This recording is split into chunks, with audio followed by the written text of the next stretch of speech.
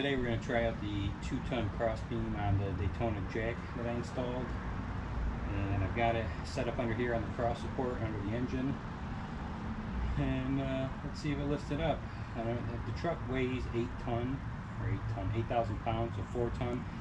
I know this is only rated for half the truck, but I'm not lifting the whole truck up, so we'll give it a whirl, see how it does. So we got her jacked up. That's where we got her on the cross support for the suspension up front. Both tires are off the ground, and with the screws it's nice because my driveway's uneven, so I was able to even out the pads before I lifted it up, so the truck jacked up even. And man, I tell you, I barely even lifted the jack up. Like, I was almost fully extending this jack to get the front end of this truck up in the air before, so this thing works pretty good. I would say it's a win, but we'll see what happens. It did already crack the pad in a couple spots from messing around trying to figure out the best way to lift this up, so that's a little disappointing. But if I got to cut a couple pieces of rubber to screw onto there in their place, I'll probably end up doing that anyways, because it's more like a hard plastic than it is a rubber. But for the $59.99 that I paid for it, I'm happy with it. So let's get these summer rims on. All right, we got one ready to go on. To tell you that if you watch my fix video for the Daytona jack, I'm very happy that I found the video on how to fix it. It hasn't moved. Like, it's been up for 5 minutes now. So yeah, if you have a jack that's not holding weight, go watch that video. These are the XD Hoss 2s. They actually don't make this particular one anymore. It's a matte finish, which sucks. And if I knew that it was such a pain in the butt to keep clean, I would have never bought it. The other issue is all the bolts, which I don't mind because now they've all chipped off, but they all used to be like a gloss black paint on them. And within the first 2 years, because this is the second truck I've had these on, so these rims are like 4 or 5 years old. Within the first like year or two, the paint started flaking off. So I ended up taking my pressure washer to them to get all the paint off, so now it looks better. Instead of chipping black paint, some of them were silver, some of them weren't. So they still sell this rim. It's just like a semi-gloss finish, so it's not the matte finish like this. And I believe that they stopped painting the nuts on it, or the bolts I should say, whatever. So whatever, they still work. Tires are General HTS 60s, very happy with them. This truck doesn't go off-road, it pulls stuff, and it's on the expressway. So these tires wear great. You get the full 65,000 out of them, even towing trailers. I used to run BF Goodrich's, which were rated for 50,000. You were lucky if you got 15,000 out of them. So yeah, so got my 100 foot-pound torque stick, got my spline key, 22mm Husky. I torque stick them onto 100 foot-pounds, put the truck down, and then torque them with an actual torque wrench to 140. Especially if you got lug nuts like these that are the caps over the nuts, you'll split these. So I only do these I don't even do these to like 100. Like, I'll put this on to make sure I don't go over it, but I just kind of snug these up, then put the truck down, because these aren't cheap. I think these are like 12 bucks a piece, maybe 8 bucks a piece at the dealership, which, okay, 8 bucks, but when you got 32 of them and you're replacing 5 or 6 at a time, that sucks. So let me get this on and then we'll be back. Right, this is what the truck looks like with these rims on. So these are actually 20s. The factories are 18s. I wasn't a fan of any of the rims that GM offered, so I didn't pay for any upgrades. I just got the base rim that comes on the LTZ. I run them in the winter. They're going to get destroyed in the salt, so I don't really care.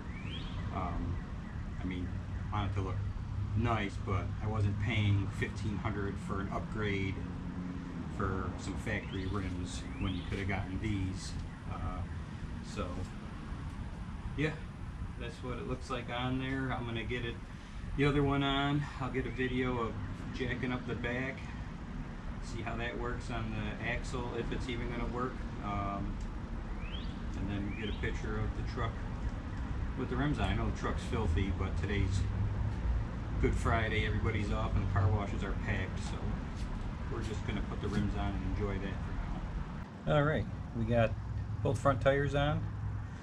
Jack worked mint, held the truck up perfect. Got the truck set down. Oh, we got our torque wrench. This is a Husky, 140 foot-pounds. That's what you gotta set it to.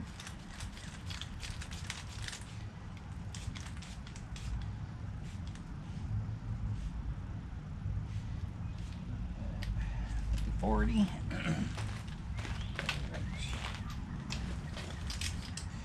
So let's get this torqued. I will bring you around here so you don't have to stare at my butt.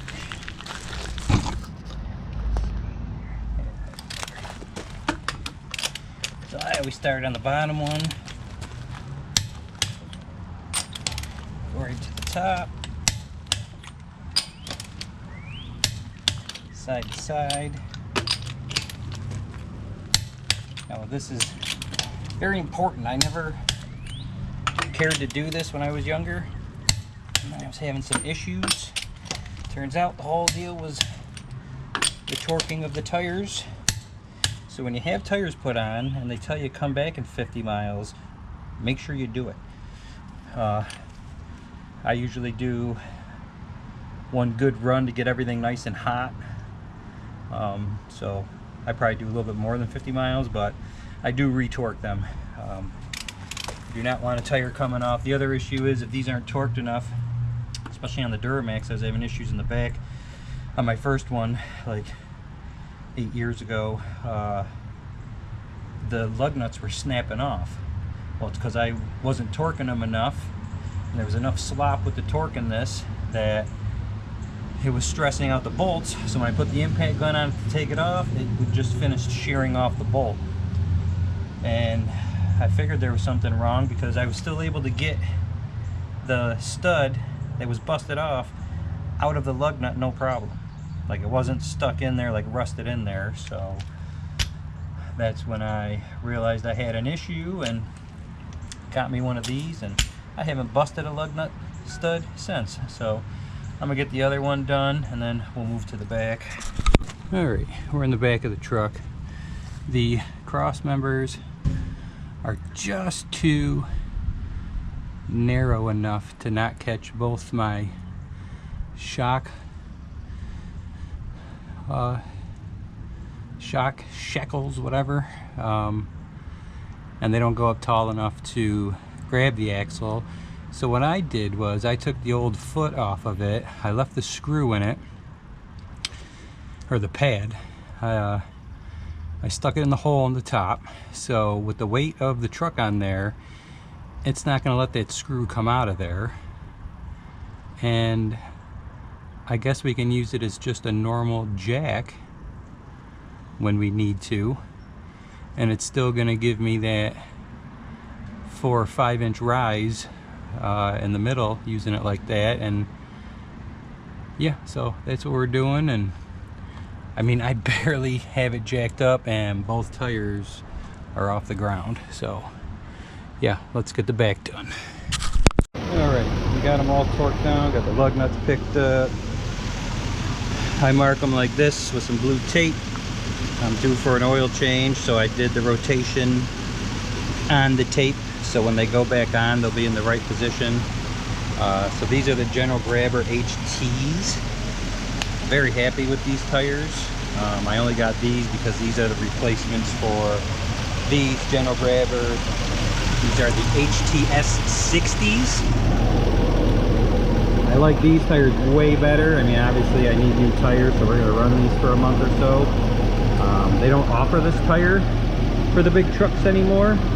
This is the second set of these I've had, and I love them.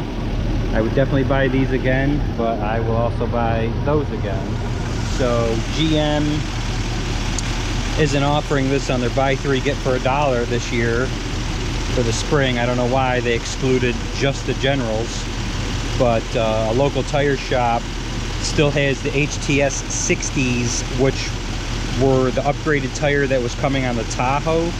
My Tahoe came with some crappy Continentals on it, so we're going to the local shop for the rims for the Tahoe because General still offers the HTS 60 for the lighter duty trucks.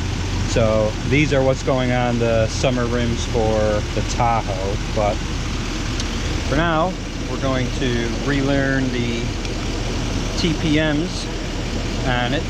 So get you one of these. I think they're like 15 bucks. I'm sure they do more than just GM vehicles. Maybe not, I don't know, but if you do a lot of stuff yourself, you're definitely going to want to get one of these.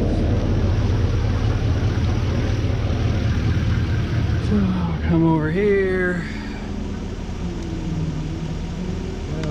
hold the button down till it goes into relearn mode.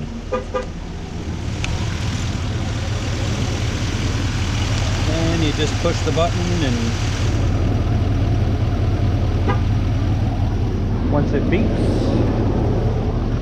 you know it learned it. You always start driver's side front tire.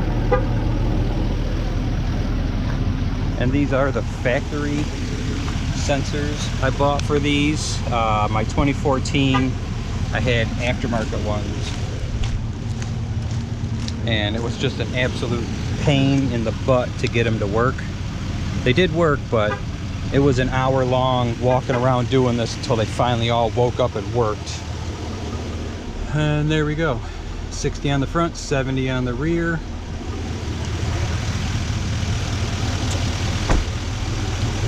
I know the truck's filthy. I've really got to get it cleaned, but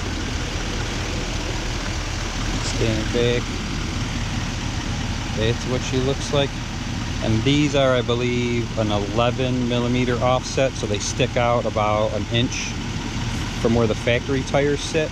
Like, I like that little bit, just a little bit, not a lot like the people with the Fords or the Rams do, where they like spitting rocks all over the sides of their trucks. I don't like that. I like just a little bit. Just kind of see still enough that the wheel well or the mud flap catches it. Yeah. So back to this.